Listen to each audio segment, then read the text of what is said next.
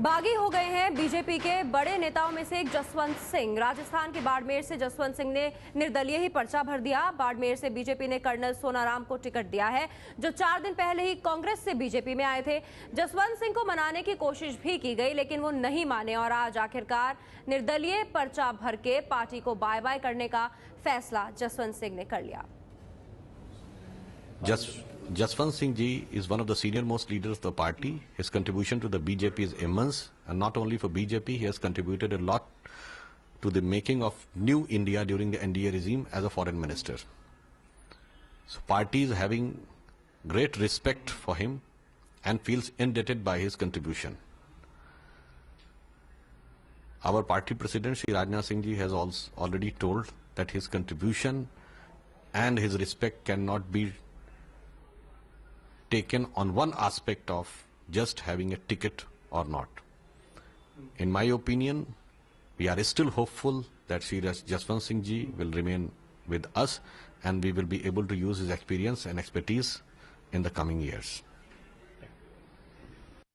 ABP news संवाददाता मनीष शर्मा जुड़े हैं। मनीष, क्या माना जाए? जसवंत सिंह ने पर्चा भरा, लेकिन बीजेपी का मानना है कि कोई परेशानी नहीं, वो मान जाएंगे, अब भी ऐसा कहना है बीजेपी का।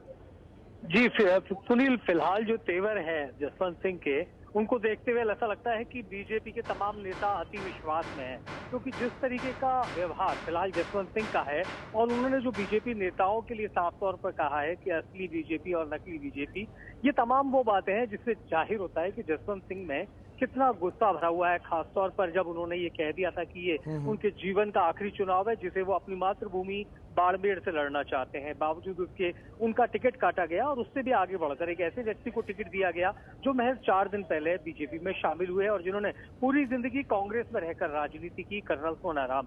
तो कुल मिलाकर एक दो तरीके से परेशानी खुद जसवंत सिंह के लिए कि एक तो वो बीजेपी में खुद को अकेला महसूस कर रहे थे और दूसरा उनके सामने उनके कट्टर विरोधी को टिकट दिया गया उन्हीं की पार्टी से। तो ऐसी स्थिति में नहीं लगता कि जसवंत सिंह आगे मानेंगे, क्योंकि अब ये लड़ाई प्रतिष्ठा की लड़ाई हो गई है।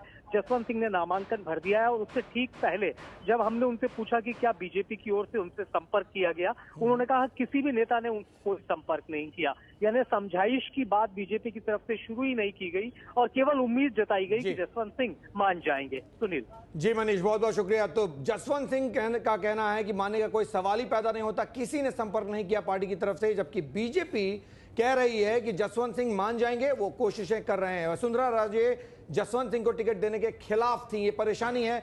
क्यों बागी हुए जसवंत सिंह, वो बता रहे हैं आपको। जसवंत और सोनाराम में 36 का आंकड़ा है। सोनाराम कांग्रेस में रहे थे, अभी ज्वाइन किया उन्होंने बीजेपी और उनको टिकट दिया गया, जसवंत सिंह के टिकट को मना कर दिया गया।